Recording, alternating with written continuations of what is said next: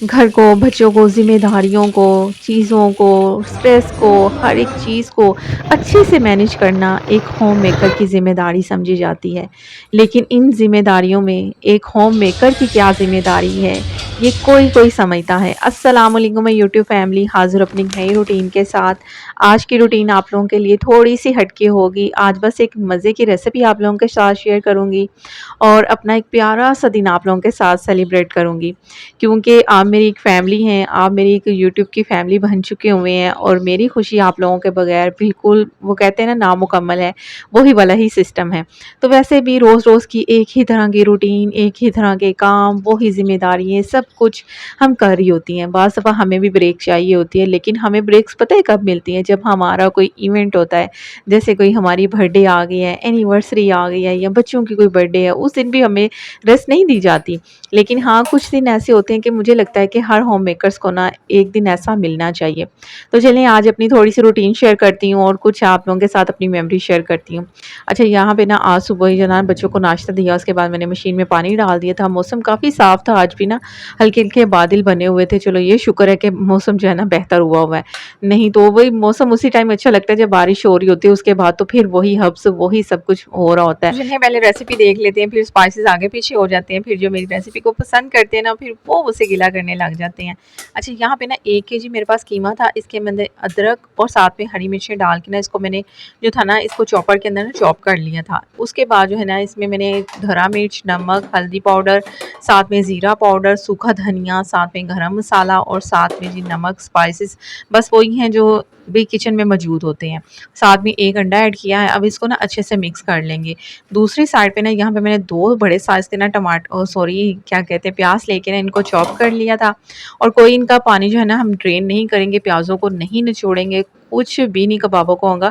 अच्छा जब प्याज़ का पानी आप स्टेन करके प्याज़ के अंदर कीमे के अंदर डालते हैं ना, तो फिर कीमा ना बहुत ज़्यादा वो क्या कहते हैं कि ड्राई भी बनता है और दूसरी बात ये कि उसमें टेस्ट नहीं आ रहा होता और बहुत सूखे-सूखे अच्छा ये भी एक मसला होता है कि जहाँ पे आप कहते हैं ना कि हमारे कबाब जो है ना बहुत ज़्यादा ड्राई और सूखे-सूखे बनते हैं, तो ये भी एक इश्यू हो सकता है। इसको भी आप ना कभी देखिएगा करके कि अगर आप प्याज़ स्टेन करके डालते हैं ना, तो वो नहीं आपने करना। प्याज़ों का पानी जो है ना इसी के अंदर डाल के इसको बनाया करें।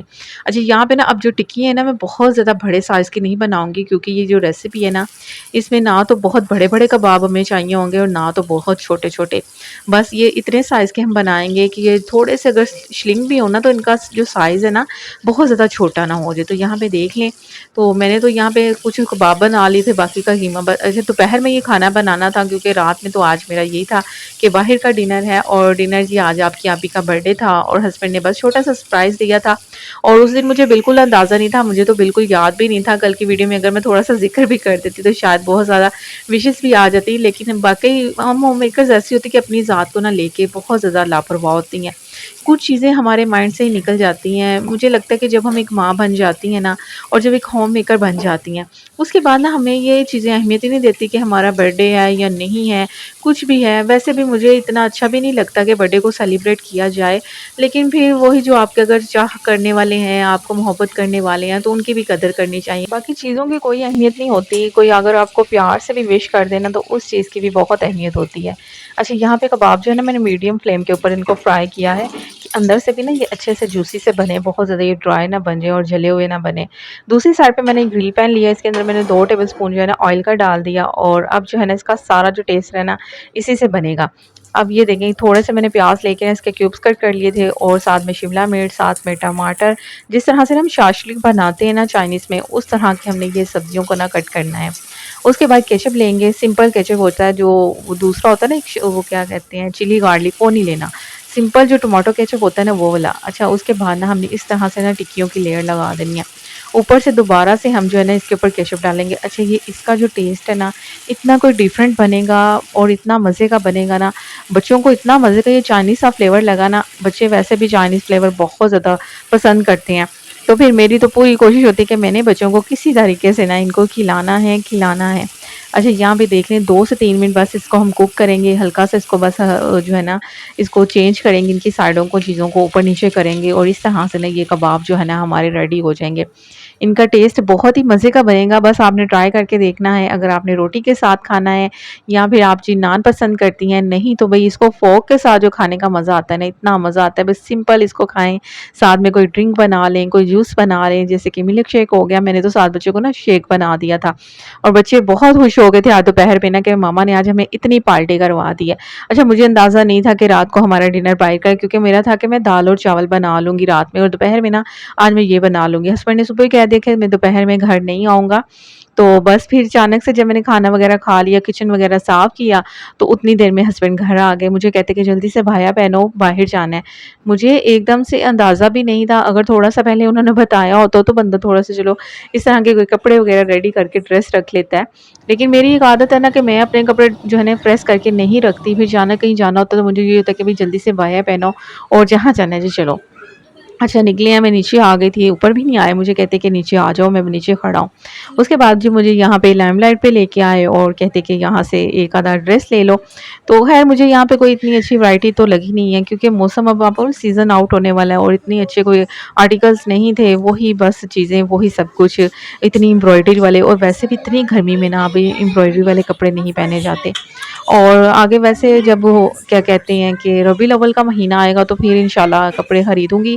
ابھی تو فی الحال میں نے انہیں منع کر دیا تھا، کہ میں نے کہا نہیں مجھے کوئی ضرورت نہیں ہے، لیکن پھر بھی میں نے تھوڑی بہت تھی نا ویڈیو ریکارڈ کر لی، کہ میں نے کہا چلو آپ لوگوں کے ساتھ نا تھوڑا سا کلپ شیئر کروں گی۔ پھر مجھے ایک 2 پیس بہت زیادہ پسند آیا تھا، ہلکا پھلکا سا تھا، کلر بھی لائٹ سا تھا، اور جو کیا کہتے ہیں شرٹ اور دوپٹہ ہی تھا، اور اس کے ساتھ کوئی بھی وائٹ یا بلیک ٹروزر چل جائے گا، تو وہ میں انشاءاللہ آپ لوگوں کے ساتھ نیکسٹ ویڈیو میں شیئر کروں گی۔ تو بہت اچھے اچھے سے آرٹیکل آئے تھے، کھاڑی پہ بھی میں گئی تھی، اور ساتھ میں لائم لائٹ تو میرا بھائی فیوریٹ ہے، وہاں پہ تو جانا بنتا ہی۔ تو میں نے کہا کہ اتنی مہربانی، خیریت ہے؟ کہتے ویسے ہی۔ میں نے کہا چلو لے لو تم بھئی۔ اچھا گھر آ گئے، اس کے بعد شام کو نا رات کو جب گھر آئے تو پھر یہ ساتھ میں نا کیک وغیرہ لے کے آئے تھے، اور پھر ہم نے چھوٹی سی سیلیبریشن کی۔ اور سیلیبریشن ہماری اس طرح سے ہی ہوتی ہے کہ کیک وغیرہ کٹ کر لینا۔ اچھا خوشیاں جو ہے نا زیادہ پیسوں سے نہیں خریدی جاتی، اگر ہم ایک دوسرے، یہ میاں بیوی کا رشتہ ایسا ہوتا ہے کہ جب ہم ان رشتے میں ایک دوسروں کو اہمیت دینا شروع ہو جاتے ہیں نا، آپ یقین کریں ان میں خود بخود محبت آنا شروع ہو جاتی ہے۔ بہت سے ایسے لوگ میں نے دیکھے ہیں جن کے پاس بہت محدود مسائل ہوتے ہیں، لیکن ان میں خوشی، محبت، پیار بہت زیادہ ہوتا ہے، کیونکہ وہ چیزوں کی پرواہ نہیں کرتے، ایک دوسرے کی قدر کرتے ہیں۔ رشتوں میں پیسوں کا زیادہ ہونا ضروری نہیں ہے، لیکن ہاں کبھی کبھی یہ چھوٹی چھوٹی خوشیاں، چھوٹا سا کیک، چھوٹی سی سیلیبریشن میاں بیوی کے رشتے کو نا بہت زیادہ مضبوط بناتی ہے۔ ایک دوسرے کو ضروری نہیں ہوتا کہ بھئی ہم یہ منہ سے بتائیں کہ آپ میرے لیے بہت اہمیت ہے، کبھی کبھی سرپرائز ہوتے ہیں نا، ہمیں خود فیل کرواتے ہیں کہ ہم دوسرے کے لیے کتنی زیادہ اہمیت رکھتے ہیں۔ ہم ہوم میکرز کا پتہ ہے مسئلہ کیا ہے، کہ ہم گھر سے، ذمہ داریوں سے اس قدر تھکی ہوتی ہیں کہ ہمیں لگتا ہے کہ ہماری ذات کی کوئی اہمیت ہی نہیں ہے، اور جہاں پہ بات آتی ہے ہماری تھوڑی سی سیلیبریشن کی، تھوڑی سی اپریشیشن کی، تو وہاں پہ ہی ہم ہیپی ہو جاتی ہیں۔ خیر یہاں پہ اس کے بعد ہم چیزیس پہ آئے تھے، بچوں نے کہا کہ کچھ ہم نے کھانا ہے، ماما آپ کی پیمنٹ بھی آئی ہوئی ہے، ہمیں ٹریٹ دیں، اور اتنا اچھا لگا نا آج کا دن سیلیبریٹ کر کے، اور بہت زیادہ خوشی ہوتی ہے جب انسان اپنی جیب سے خرچ کرتا ہے، اپنے ہاتھوں سے خرچ کرتا ہے۔ ہسبینڈ چاہے جتنے مرضی اچھے ہوں، جو مرضی کر رہے ہوں، لیکن جو اپنے ہاتھ سے خرچ کرنے کا، اپنی کمائی سے خرچ کرنے کا مزہ ہے نا، اس کا الگ ہی لیول ہے۔ تو آپ بھی اپنے کام کرتی رہیں، اگر آپ نے ایک یوٹیوب چینل بنایا ہوا ہے نا تو محنت کرتی رہیں، انشاءاللہ آپ بھی کامیاب ہوں گی، اور چھوٹی چھوٹی خوشیوں کو آپ بھی پورا کر سکیں گی، انجوائے کر سکیں گی۔ ابھی کے لیے اللہ حافظ۔